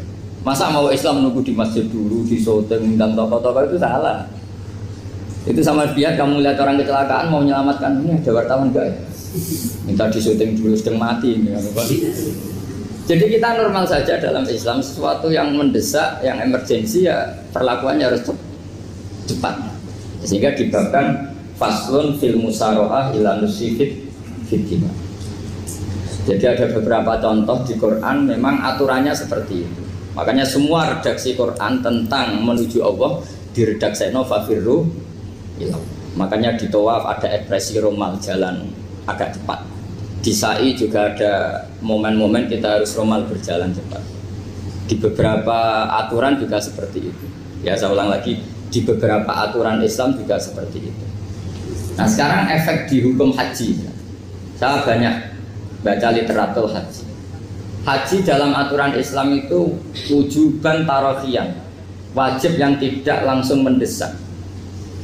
Kemudian semenjak ada fakta kita harus nunggu, daftar tunggu, itu kita sebagai ahli fikih itu gamang. Misalnya gini, saya umur 20 punya uang, sekarang berapa daftar? 25 juta ya. Saya umur 20 punya uang 25 juta. Saya jomblo misalnya, ya butuh nikah, ya butuh macam-macam. Itu wajib daftar haji apa enggak? Karena kalaupun daftar nunggu 20 tahun. Nah sekarang kalau ada orang umur 50 tahun punya uang 25 juta, menurut Anda wajib daftar saat itu apa enggak? Mau daftar saja bisa game gitu. Dan kalau misalnya umur 50 ditambah 25 kan 75. Itu kalau orang sumpah sudah cepat mati itu. Maka itu menjadi pertanyaan, apakah fikih ini kita rubah? Karena dulu kan orang itu longgar semua. Karena haji zaman Nabi pun tidak langsung dilakukan saat pertama diwajibkannya haji. Jadi Nabi punya sisi unik. Pertama ada tahun diwajibkannya haji, Nabi tidak langsung haji. Sebab itu ulama berkesimpulan kalau wajibnya haji tidak langsung. Maka fikih itu memang unik. Sholat juga gitu. Ada istilah begini dalam sholat. Watajibus sholat ala kulli muslimin wujuban muwassa'an. Di semua kitab fikih takbirnya seperti itu redaksinya. Wajib sholat dilakukan orang Islam wujuban muwassa'an, wajib yang ada longgarnya. Sehingga ketika zuhur jam 12 WIB kita dengar azan, boleh sholat setengah 1, jam 1, setengah 2, jam 2. Karena memang wujuban muwassa'an, memang ada batas akhir waktu misalnya sampai setengah 3. Nah problemnya begini, misalnya setengah 1 Anda pasti dipanggil majikan kamu yang diharuskan melakukan satu aktivitas, misalnya ada pilot yang nggak mungkin sholat lagi di kokpit. Apakah status wujuban muwassa'an, wajib yang longgar menjadi hilang karena setelah itu tidak ada kesempatan lagi sholat? Apa tetap kita sebagai ahli Islam yang agak balelo tapi alim, misalnya ya sudah tetap jadi pilot, nanti kan ada aturannya sendiri, ada rukhsahnya sendiri, ada kemurahan sendiri kita sudah jadi pilot. Misalnya sholat tanpa harus menghadap kiblat, sholat yang tetap di perjalanan. Kira-kira Anda kalau jadi ahli fikih milih mana? Milih harus sholat di depan, apa tetap memberi kelonggaran? Gak apa-apa sholat sambil apa? Nyuper ya, sambil pilotin apa pesawat. Anda milih mana? Karena kalau konstitusi ilmu itu memang harus ada, dengan tanda kutip ya, memang harus ada nakalnya. Kalau nggak nakal malah gak sah. Memang unik ilmu itu. Karena ilmu itu kalau dipaksakan lurus terus, itu nanti malah bengkok karena menghilangkan rukhsahnya Allah, kemurahan Allah. Tapi kalau dipaksakan rukhsah terus, murah terus, nanti dianggap menyepelekan hukumnya Allah. Maka kita yang ahli fikih itu pusing. Misalnya saya sering ditanya, Gus saya ini supir bis, kan musafir terus, berarti saya boleh tidak puasa terus pada Ramadan? Coba kalau Anda jadi ahli fikih mesti bingung. Mau boleh, ya boleh terus supaya orang nggak peduli sama Ramadan. Mau mengatakan wajib puasa, kayak nggak peduli dengan kemurahan Allah yang membolehkan musafir tidak puasa. Coba loh, Anda jangan jadi ekstremis yang misalnya bantah tok, protes tok, ini kan. Jadi memang mengkaji ilmu itu. Ya makanya dengan tanda kutip itu harus ada nakal. Tapi nakal yang baik, bukan nakal. Nakal itu kalau bahasa Jawa itu kan tidak harus dosa. Seperti anak kecil, menek-menek itu, tuh bocah kok nakal. Padahal anak kecil menek itu haram dah. Enggak kan? Malah orang tuanya yang bentak itu yang haram. Yang nakal betul ya ibunya yang bentak cerewet itu, karena ibunya orang yang sudah mukallaf, sudah tua, salah langkah yaitu bentak. Kalau anaknya naik meja itu ya sebetulnya bahasanya tidak nakal, lucu. Oh jelas pinter conggo iso munggah meja, harusnya diapresiasi. Tapi rata-rata itu semua akal macam gelas. Coba, malah boe malah macam tabungan. Bapaknya malah tukang nguras tabungan. Sebetulnya senakal-nakalnya anak kecil itu nakal orang tuanya, itu pasti. Karena ini sudah kena kitab, sementara anak-anak belum kena. Saya pernah punya tamu karena di tradisi Kiai itu sering punya tamu. Bapak ibunya itu kultus sama Kiai, bentak anaknya disuruh salim sama saya. Anak kecil kan nggak mau jalan-jalan terus, marah. Tak marah orang tuanya tak marahin. Yang dosa itu kamu bentak anaknya. Kalau anak kecil itu kena diskon rufi al-qalamu an salasin. Di antara aturan Islam apa? Tidak ada keharusan bagi 3 orang. 1 anak kecil sampai balik, 2 orang tidur sampai bangun, 3 orang gila. Artinya anak kamu itu tidak kena khitab untuk sopan sama saya. Kamu yang kena khitab baru sopan sama anak-anak. Nah ini adat Jawa itu kadang keliru. Jadi orang tua itu marah-marah memaksakan anaknya sopan. Padahal Allah memberi diskon anak kecil itu belum wajib sopan. Gak apa-apa ada tamu naik-naik asal masih anak kecil. Makanya Rasulullah ketika beliau sholat sujud itu Hasan Husain itu naik. Cara Jawa Nabi itu 3 tumpahan. Semua riwayat mengatakan Nabi itu diam saja gak berani ngangkat. Sampai sahabat itu ada yang melongok, ini Nabi sujud lama sekali ada apa? Jadi kita punya riwayat itu ya baru kayak sahabat yang agak nakal. Semuanya itu sujud, tapi bareng di atas rata-rata ada sahabat yang belakang ngomong. Siapa tuh ini sujudnya kok lama? Barokahnya itu ditemukan riwayat. Oh, ono putune. Karena Hasan itu naik di atas punggungnya apa? Nabi itu andai kan tidak ada yang ngomong, riwayat ini tidak ditemukan. Barokahnya ada yang ngomong itu mungkin. Kalau sekarang mungkin semua masjid melongok karena orang sekarang jarang yang khusyuk. Kalau dulu hanya 1 yang di belakang. Setelah itu Nabi memberi penjelasan, saya tadi sebetulnya harus mengakhiri sujud saya sesuai aturan umum, tapi ada cucu saya tak biarkan sampai dia puas naik punggung saya, sehingga dia turun baru sana. Filosofinya apa? Begini, anak kecil 1 tidak kena khitab, 2 jangan sampai sholat itu jadi problem. Kalau Nabi nyentak Hasan membentak, putu ono bae sholat kok diganggu, maka sholat menjadi trauma. Gara-gara sholat bahasa bentak saya. Lama-lama anak ini trauma dengan sholat karena dianggap problem. Makanya saya termasuk kiai nggak berpendapat anak kecil nggak boleh di masjid. Sering kan anak kecil di masjid ayat khutbah rame. Saya termasuk setuju tetap boleh. Kalau dibentak di masjid maka dia trauma dengan masjid. Wong saya ke masjid dibentak. Lagi pula kadang-kadang orang tuh gaya-gayaan tok. Wah, rame orang khutbah rame nih. Padahal kalau nggak diramein anak-anak malah udah tidur. Kita kan tidak bisa menjamin kalau perilaku kita lebih baik gitu. Mendingan kan anak-anak main di masjid timbang di karaoke kan. Jadi kan, lah ini maksudnya saya, ini fikih ya. Fikih itu wilayahnya, makanya jadi ahli fikih itu susah-susah gampang. Jangan hanya berpikir protes dengan ketentuan fikih, mengkaji yang sebanyak-banyaknya itu tadi. Misalnya Anda seorang supir permanen, supir bis terutama. Kalau truk kan bisa alih-alih, kalau bis kan apa ada deadline-nya ya waktu. Seperti bis jurusan Surabaya Semarang, saya kan sering naik bis jurusan Surabaya Semarang. Kadang-kadang supirnya melihat saya tanya, Gus saya ini supir, saya ini Ramadan itu gimana ini? Ya saya sudah ngerti setengah nakal, dan senengnya dijawab rasa poso ya saya tahu. Tapi masalahnya secara fikih kalau kamu mengharapkan kamu harus puasa terus, kamu melanggar konstitusi ilmu. Memang musafir punya diskon? Boleh? Tidak puasa. Pertanyaannya, bayarnya kapan? Nung Sawal ya nyupir lagi, Zulqa'dah nyupir lagi, nanti sampai Ramadan ya. Nah terus, ya pas kamu cuti, biasanya cutinya pas sakit, boleh diskon lagi karena sakit. Coba. Nggak, andai kan ada jadi ahli fikih milih zaman. Lo kalau orangnya soleh terus kayak ustadz di sini kayak dosen UI kan, masa dosen UI Universitas Islam nggak Islami kan nggak mungkin. Mungkin memilih poso kan. Masalahnya ini kan hukum untuk orang kebanyakan, nggak boleh hukum musuh gak kuat. Sahur jam 3:30 ngombe vitamin pokoknya harus kuat.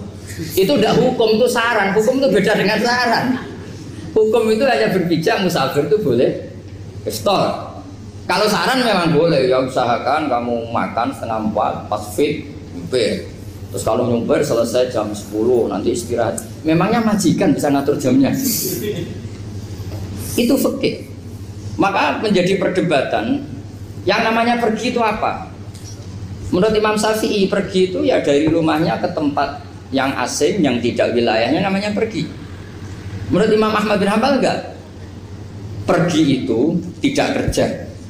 Jadi orang yang supir yang seperti itu namanya tidak pergi tapi kerja. Tanyakan ke publik, misalnya jenengan ke UI, istri kamu atau suami kamu ditanya, istri kamu kemana? Kira-kira jawabnya bilang pergi jalan-jalan apa bilang kerja?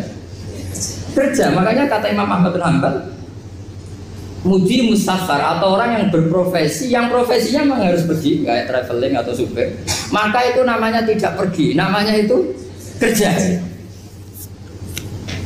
Karena apa? Sekali distatuskan pergi, maka ikut status yang dikatakan Allah dan Rasul, dapat diskon, boleh tidak puasa. Maka terus kita debat tentang definisi. Nah, definisi ini penting karena yang menjadikan hukum rubah itu definisi.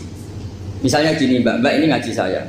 Statusnya kalau pakai status saya ajnabi, orang lain Bapak ajnabiyah, maka hukumnya saya melihat Bapak ini haram karena statusnya ajnabi melihat ajnabiyah yang tidak mahram. Tapi kalau di fikih itu ada statusnya. Antara lelaki boleh muwajahah sama perempuan adalah satu untuk belajar, dua untuk muamalah, tiga untuk kesaksian, empat untuk pengobatan. Itu kan ada pengecualian. Sehingga statusnya sekarang Mbak itu belajar, apa ingin melihat Gus Bah atau Gus Bah itu mengajar atau ingin melihat itu statusnya bisa rubah. Makanya kalau sebetulnya kalau kita marung di warung misalnya Padang, kita nggak pilah-pilah, kebetulan pelayannya perempuan itu masih bisa dikilah secara fikih. Saya muamalah marung, cuma kebetulan penjaganya. Tapi masalahnya Pak ini punya daftar penjaga yang cantik, yang masalah. Maka pertanyaannya itu marung ke situ demi marung, apa demi melihat? Tidak jawab saja. Demi marung apa demi melihat? Kalau demi marung sepakat yang penjaga yang sangar-sangar juga banyak. Akhirnya kalau demi makan, penjaga yang cowok kan banyak. Kalau demi melihat, berarti yang dihitung kan niatnya. Berarti karena muamalah apa karena melihat? Melihat.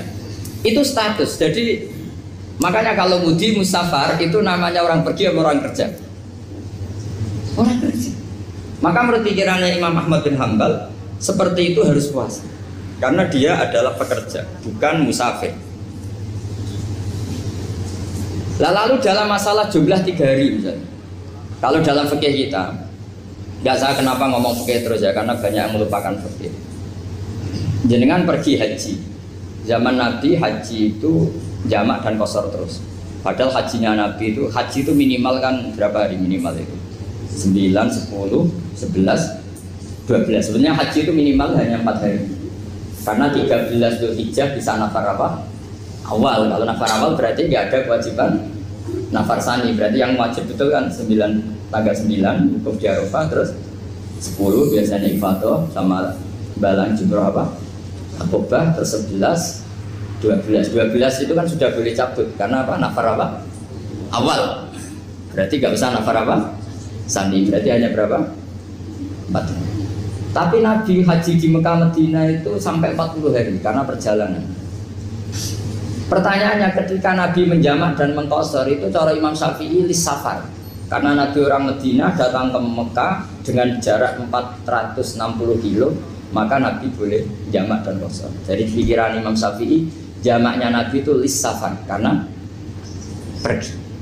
Cara pikiran Imam Malik enggak, jawabnya Nabi itu lin nusuk. Nabi menjamak sholat itu karena melakukan ibadah haji. Efeknya adalah orang Mekah kalau haji itu cara Imam Malik meskipun jaraknya dekat boleh apa? Boleh apa? Qashar, boleh jamak qashar. Lalu terus ada pertanyaan fikih lagi. Lalu jamak qashar itu karena pergi apa karena masyaqqah? Karena repot. Coba kalau sampean kira-kira jawab. Misalnya kita orang kaya bawa uang 1 miliar naiknya Alphard, ada supirnya, ada ajudannya, pergi di jarak 100 kilo. Masyaqqahnya kan tidak ada sama sekali, apalagi di tol kebetulan nggak macet. Kira-kira boleh jamak nggak? Boleh Gus karena pergi, tapi kan nggak ada repotnya sama sekali. Dibanding misalnya yang ngebis bawa beras 1 pintal gitu kan, udah gitu suruhan orang lagi kan pusing. Maka fikih ini untuk memberi hukum itu kalau fikih itu menstatuskan dulu. Ini orang boleh jamak itu karena masyaqqah apa karena safar. Lalu kalau setelah karena safar itu karena jaraknya apa tingkat masyaqqahnya. Kalau karena jaraknya ya tidak juga. Tidak juga gini maksudnya. Mungkin Anda tidak pernah terpikir begini. Kalau saya mau ke Jakarta, kemudian sampai Purworejo itu sudah waktu zuhur. Saya boleh nggak zuhur di situ sama asar? Boleh kan? Padahal perjalanan saya belum capek. Artinya nunggu boleh jamak itu setelah kita menempuh jarak itu apa menuju, sedang menuju dan niat. Sedang menuju dan niat. Misalnya saya mau ke Jakarta, saya orang Sleman mau ke Jakarta, itu sampai mana itu Magelang itu sudah boleh jamak kan? Boleh nggak? Boleh karena saya mau ke. Nah pertanyaan secara fikih mungkin Anda tidak terlintas. Ternyata ditelepon sama istrinya nggak jadi pergi. Padahal sholatnya kadung di jamak duhur dan asar. Apakah setelah di rumah sholat lagi? Tapi nggak pernah mikir gitu. Jadi orang fikih itu sudah pusing, makanya jangan diprotes terus. Kita ini sudah pusing, tapi orang itu enak aja protes terus. Nggak perlu jelingan, nanti wajib sholat lagi enggak? Dia bolehnya jamak kan berdasar berstatus musafir. Ternyata selama Magelang ditelepon istrinya nggak jadi. Dia kadang sholat duhur dan asar. Setelah pulang masih jam 1. Terus ada asar, wah sholat. Kalau ada sholat lagi apa ada? Jangan saran. Kalau saran, wah sebaiknya sholat lagi. Itu tidak hukum, itu saran itu namanya. Saran dengan hukum beda. Sholat lagi pada. Loh, ketika ada jaga itu berdasar malas atau berdasar hukum? Apa? Nah kalau Anda sholat lagi, pertanyaannya gini, Allah itu tidak punya tradisi mewajibkan 2 kali. Pertanyaan fikihnya mesti gitu. Dan saat Anda di Magelang menjamak itu melakukan sesuatu yang disahkan oleh agama. Berarti pas Anda jamak duhur asar, sesuatu pas melakukan itu kan berstatus sah dan boleh. Meskipun setelah itu ada masalah, istri kamu nelpon terus pulang. Tapi pas itu kan sudah dinyatakan oleh malaikat sah, Anda sudah duhur dan asar. Kalau melihat itu tidak wajib mengulang. Tapi bisa saja malaikat ada yang usil. Itu sah karena Anda berstatus musafir. Berhubung status Anda hilang, maka poin Anda sudah sholat juga hilang. Kamu milih fikih yang mana? Jadi peneliti fikih itu beda dengan orang-orang yang dengarin protes. Beda karena nengkuni itu beda karena ada konsekuensinya. Makanya fikih itu sampai saya punya kitab fikih itu dikarang 1 orang itu jumlahnya 20 jilid, per jilid itu segitu. Jadi 1 meja ini dikarang 1 orang. Itu mulai yang presisi, yang detail sampai yang khayal. Yang khayal juga ada. Yang khayal itu tadi beliau banyak menghayalkan gini, suatu saat Anda datang ke Mekah itu hanya butuh waktu 20 menit. Zaman itu belum ada pesawat. Lalu boleh gak jamak? Boleh gak nakal? Nakal itu begini. Sampai orang kaya punya jet pribadi, misalnya Anda Ronaldo masuk Islam, orang kaya. Itu bisa gak puasa? Karena begini. Misalnya dia orang, contohnya orang Arab ya. Orang Arab, jangan orang. Dan contohnya itu dibalik saja. Di sini itu kalau imsak jam berapa? Imsak Ramadan jam berapa? 3:30 aja biar aman ya. Kalau 3:30 kan masih imsak. Dia terbang ke Mekah. Jadi orang sini puasa jam 5 kan mulai puasa, dia terbang ke Mekah kan masih malam. Makan terus dia. Mekah mau ada matahari terbang lagi ke barat. Karena dia menghindari berstatus puasa. Atau sebaliknya, dia orang Mekah jam 12 puasa, 12 siang puasa. Dia wah kalau 6 jam lagi buka bisa barat saya. Terbang ke Indonesia. Ke Indonesia terbang baru 1 jam, di sini sudah buka. Itu khayal. Jadi itu ada khayalnya. Itu lama dulu sebelum ada pesawat sedang mengkhayal gitu. Bolehkah orang yang di Masyrik ke Maghrib demi itu? Kalau Anda jadi Raja Salman jam 1 kok sudah nggak kuat apa? Puasa, itu diberi saran terbang ke Indonesia. Itu kalau pakai jet kan nggak sampai 9 jam, 1 jam ke Jakarta. Sudah ada wow akbar. Bukan. Boleh enggak? Lo mau kamu enggak bilang, oh enggak boleh. Lo di Jakarta sudah huru bisa sih. Masa sudah matahari terbenam orangnya enggak boleh? Bukan. Lah ya. Apa? Kalau resikonya gini, sampean mungkin nggak mikir, resikonya gini, kalau dia berstatus musafir, bolehnya buka karena musafir, pertanyaannya dia wajib bayar. Kan musafir bolehnya kodok nanti harus bayar, tapi kalau dia buka normal kan bayar, beda, efek pakainya beda. Sampean jangan protes, Gus Baik gimana, mau ngaji malah tidak senam. Ini kan ngajinya para dosen, para pegawai, jadi harusnya itu jadi mufti, ngaji untuk jadi mufti, bukan ngaji untuk mendengarkan. Jadi makanya saya mohon jangan sering protes sama ulama, ulama itu sudah pusing. Karena efek-efek hukum itu tidak gampang. Kayak tadi misalnya, kalau dia boleh buka atas nama musafir, resikonya wajib bayar. Masalahnya Raja Salman ini mau enggak gitu. Dia inginnya. Maka pertanyaannya itu kitab yang milik saya tadi, yang 20 jilid tadi. Ulama itu mulai dulu sudah membayangkan bagaimana kalau suatu saat ada satu kendaraan. Kenapa ulama bisa membayangkan itu? Karena ada buruk. Meskipun mereka nggak numpak buruk, hanya Rasulullah, tapi kan bisa membayangkan ada toyul waktu. Waktu itu bisa dilipat. Karena ulama dulu ahli astronomi, jadi bumi itu bulatnya gini, muternya gini. Berarti suatu saat ada satu ilmu di mana orang ngambil satu posisi terus melewati toyul waktu, ngalami lintasan waktu. Mulai dulu itu sudah dibicarakan. Pertanyaannya lalu status orang ini kayak apa? Misalnya tadi orang Mekah ingin cepat buka terbang ke Indonesia. Orang Indonesia menghindari imsak, misalnya 3:30, dia belum sahur. Wah, kalau saya di Indonesia ini sifatnya sahur. Wah, saya tak terbang ke Mekah. Enak kan terbang di Mekah ternyata masih jam 8. Wah, bisa makan sepuasnya jam 8 malam, maksudnya jam 20. Kan enak dia. Bar wareg balik ke Indonesia wis jam 1 siang. Jam 1 siang kalau ingin cepat buka terbang ke timur. Langsung buka.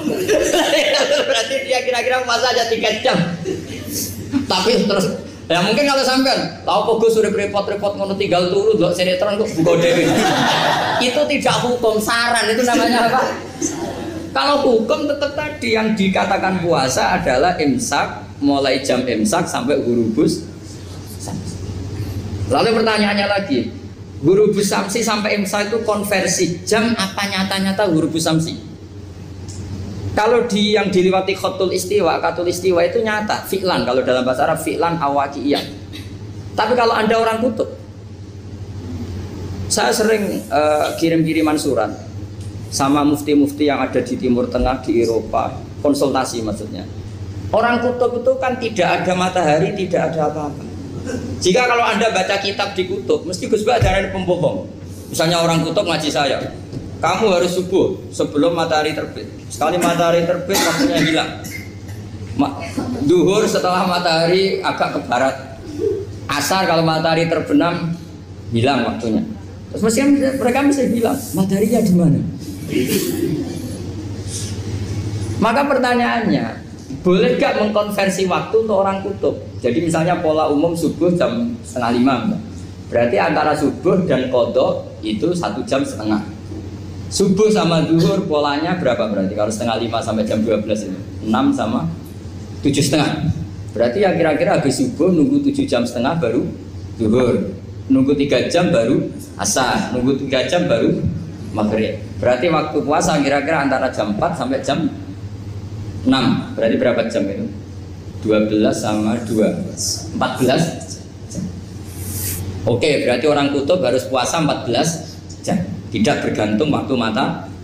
Tapi ada lagi pertanyaan lucunya gini, lalu 14 jam Gus itu dimulai dari mana? Apa asal 14 jam? Apa harus ada konsensus setarnya? Masih ada PR lagi. Menurut kamu gimana? Ada konsensus setarnya dimulai jam 4 dini hari. Apa asal jumlahnya? Imsak 14 jam. Mikir lagi ya. Itu di Denmark itu ada satu musim di mana siang terus sampai sekian bulan. Siang terus sampai orang sana itu capek. Kenapa ada siang terus? Logikanya kan tadi bumi itu saya juga belajar falak, astronomi. Kalau tepaan kamu di sisi yang barat agak utara atau agak selatan, matahari ini nyentrong terus. Sehingga bumi mulak malik ya kamu kesentron terus karena kita ini kan tepaan di katulis istiwa, di khotul istiwa. Sebenarnya katulis istiwa itu bahasa Arab dari kata khotul istiwa, khotun itu garis, istiwa itu tengah. Islam itu oleh Allah memang dipilih di tempat paling top yaitu Mekah. Mekah Ka'bah itu surratul ardi. Jadi sebelum ditemukan ilmu astronomi itu Nabi sudah ngendikan Al-Ka'bah surratul ardi. Ka'bah itu pusarnya bumi. Sehingga di Ka'bah itu satu-satunya area yang terbebas dari medan magnetis. Karena dari utara dan selatan benar-benar di tengah. Maka potensi jam paling akurat di dunia itu ya hanya jam yang di Mekah itu. Karena apapun akuratnya teknologi di Amerika atau Jerman, karena jam itu dari logam tetap ketarik medan magnetis, entah berapa 00, tetap kena. Misalnya jam di Jerman lebih dekat mana kalau Jerman? Mesti ketarik medan magnetis, entah berapa kadarnya. Karena materi jam dari logam. Sementara di Mekah karena di tengah itu terbebas dari medan magnetis. Nah, sehingga yang segaris dengan Mekah kayak Indonesia itu semuanya khotul istiwa. Nah kalau khotul istiwa normal itu artinya ya 12 siang secara umum ya 12. Sehingga ulama Indonesia kalau ngaji itu lebih gampang, lebih tidak dianggap bohong. Karena ya ada terbitnya matahari, ada zawalus syamsi, ada hurubus syamsi. Coba kalau kitab itu Anda baca di kutub utara sama kutub selatan, murid kamu bingung semua. Ini gimana Ustadz, tidak ada matahari kok semuanya diukur pakai matahari. Lalu pertanyaannya dikonversi kan? Pertanyaannya kalau dikonversi pakai apa? Asal 14 jam, apa harus sepakat dimulai jam berapa? Milih mana? Milih sepakat. Pertanyaannya kalau sepakat, ukurannya siapa yang jadi ahlul halli wal aqdi?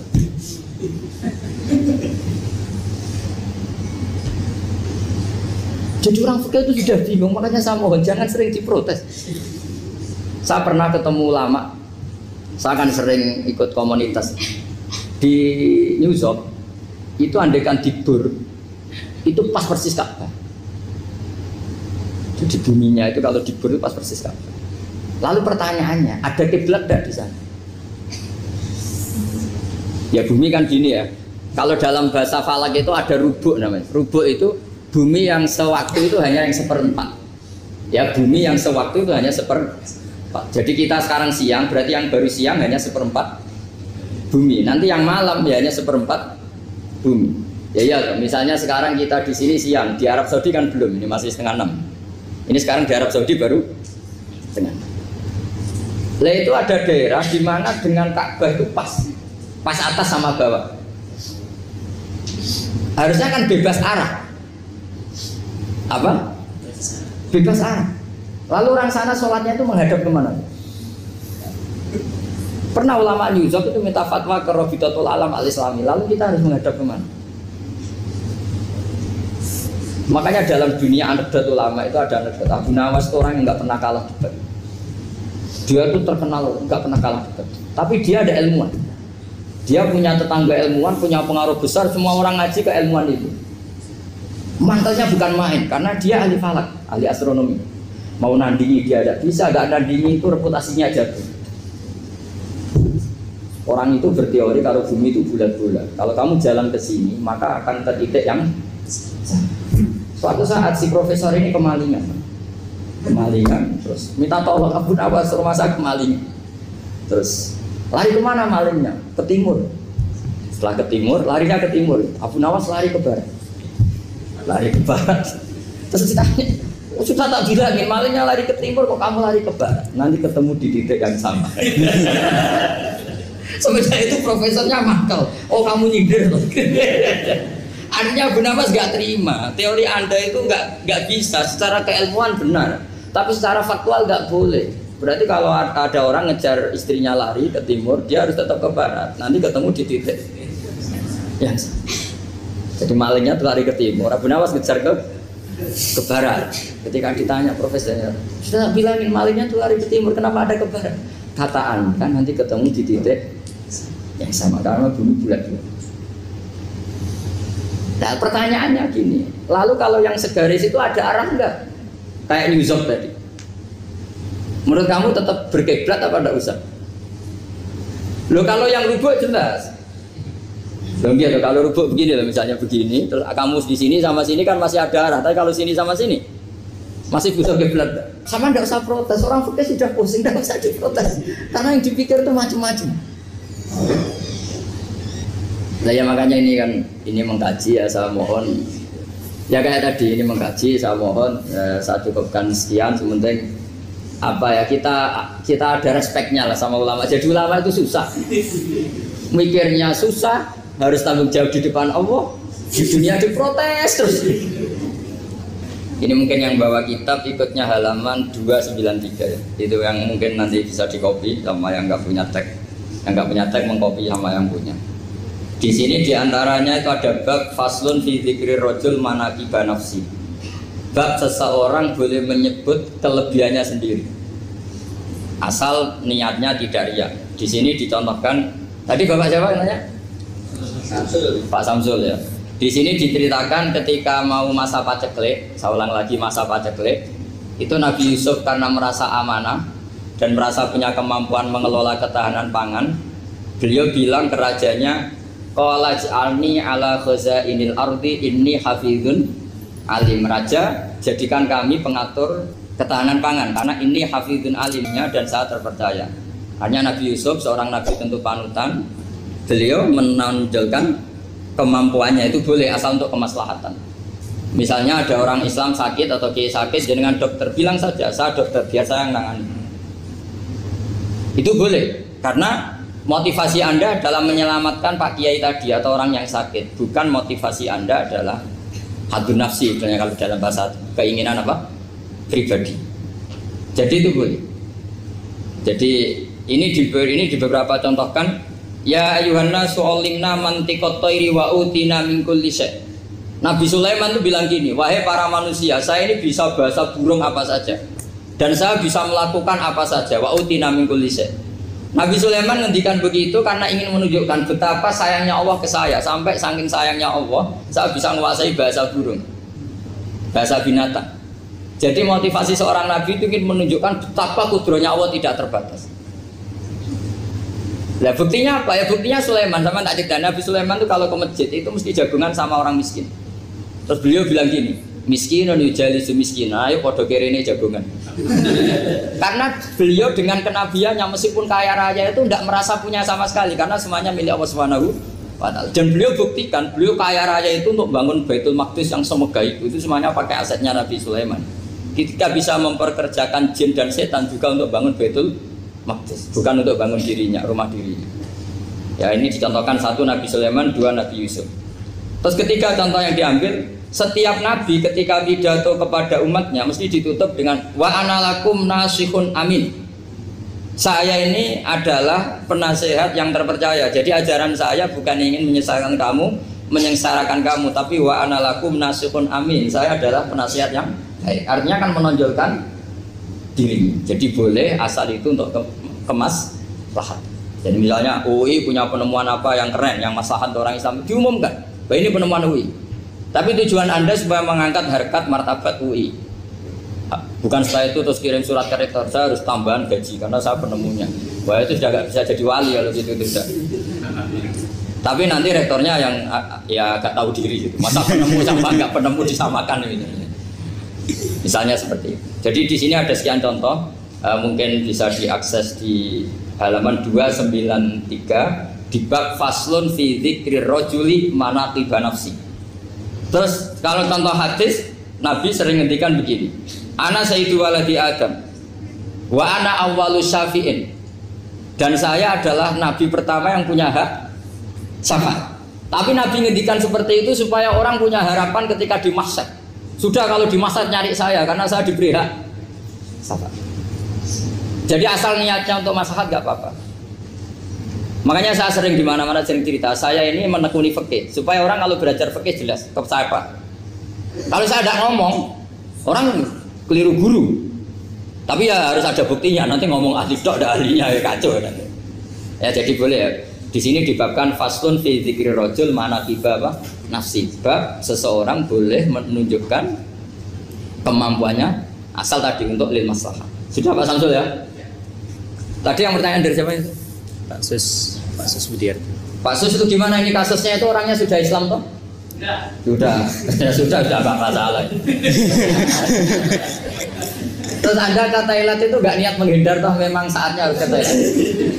Hanya menyesal. Oh, hanya menyesal, bagus lah, punya penyesalan. Enggak begini ya, kalau orang itu sudah Islam itu kan tidak se-emergency yang belum Islam, itu hanya ideal. Artinya idealnya seseorang kalau mau meninggal, akhir dari kalimatnya adalah la ilaha illallah. Tapi itu pun ulama dinegur. Ini saya beri cerita sedikit. Kitab Fathul Mu'in itu termasuk kitab yang nggak setuju kalau kalimatnya sepersis la ilaha illallah. Kenapa Pak Sus? Logikanya gini, ini semua ulama gitu ya. Itu ada dua riwayat. Mangkana akhiru kalamihi la ilaha illallah dakhalal jannah. Sebagian riwayat mangkana akhiru kalamihi Allah dakhalal. Nah, ulama itu milih yang Allah. Kenapa milih yang Allah? Karena la ilaha illallah itu resikonya tinggi. Pas la ilaha ateis, tidak ada Tuhan, mati. Maka ulama, tradisinya guru-guru kita, kalau ada orang mau mati yang sudah akut, itu hanya ditalkin Allah, Allah, Allah. Karena ini lebih tidak berisiko. Tapi kalau la ilaha illallah, pas la ilaha belum illallah, mati. Tidak bisa kamu pun. Ayo teruskan dulu. Baru mati ini gimana? Belum illallah kok sudah. Jadi makanya, terus di situ diterangkan lagi begini. Setelah orang itu melafadzkan la ilaha illallah, kan orang mau mati itu kan macam-macam ya. Ada yang sudah akut, ada yang masih sehat. Kalau masih sehat sebaiknya la ilaha illallah. Tapi kalau sudah akut hanya dilatih apa? Allah. Terus saran kedua oleh kitab Fathul Mu'in diterangkan sebaiknya jangan ngomong lagi. Karena Nabi ngendikan akhir. Akhir itu harus itu menjadi kalimat. Jadi misalnya setelah kamu talqin la ilaha illallah, kamu tanya, "Pak, sertifikatnya di mana?" Akhirnya bapaknya jawab, "Di lemari." Pas melamari mati. Berarti akhir kalimatnya lemari. Makanya kita juga harus memperjuangkan supaya itu benar-benar akhirnya.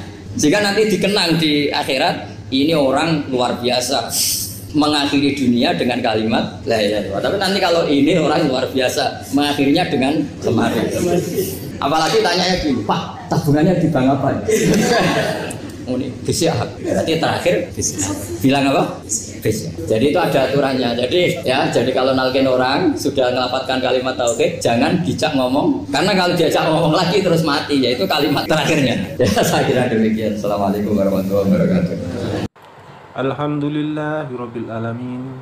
Kita sudah mendengarkan kajian dari Gus Baha, yaitu membahas tips sedekah yang baik dan benar.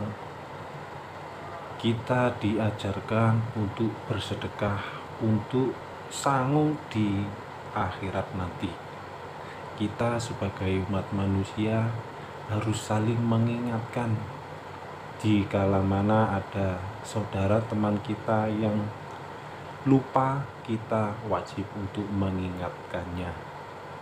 Semoga kita semua mendapat hikmah dari kajian ini, menambah ilmu, menambah wawasan kita, dan kita lebih baik mengamalkannya apa yang ilmu yang kita punya.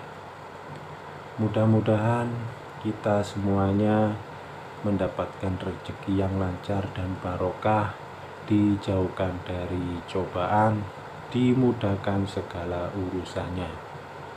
Bila berkenan bisa like, subscribe, dan komen. Nyalakan lonceng notifikasinya. Jangan lupa di-share ya saudaraku semuanya, agar kita bisa bertemu lagi dan ngaji bareng bersama Gus. Semoga bermanfaat. Sampai bertemu lagi di kesempatan yang baik, dan kita tetap dalam keadaan sehat walafiat. Assalamualaikum warahmatullahi wabarakatuh.